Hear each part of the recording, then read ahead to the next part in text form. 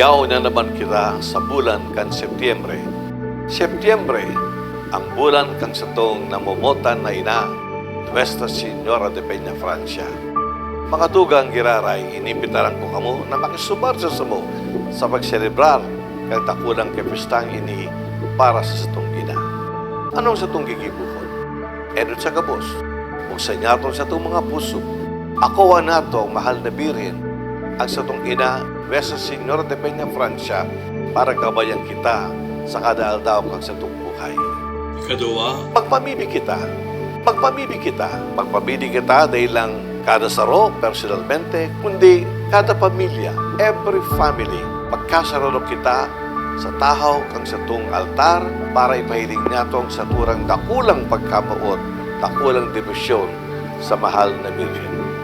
Ikatulo, araw kang mahal na Birhen na naghorop-horop sa tataramon kang Diyos.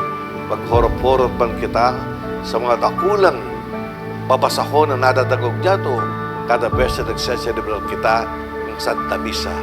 Especialmente ang mga tataramon na nagsasabi sa satokan mga tugo ni Jesucristo na magkamot kita, we should love one another, magmahalan kita.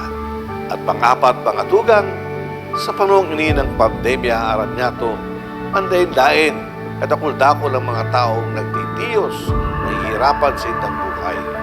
Araw kang mahal na Birhen, na may puso pang beramenteng sarong ina, kita manipahiling niya to ang sato pakikisumaro sa mga nagtitiyos, sa mga naghihirapan sa panahon ito ng pandemya.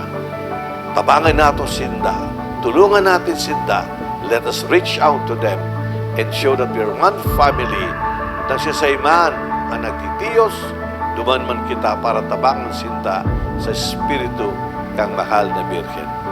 Kaya mga tugang, sa bulan na ini ng Setyembre, kayaan po natin mag-alab ang ating debosyon, pagmamahal sa mahal na Birhen. May pandemya o walang pandemya, si Maria ang satong ina, ina kang satong puso, kang satong mga harom, kang satong rehiyon, kang satong bayan.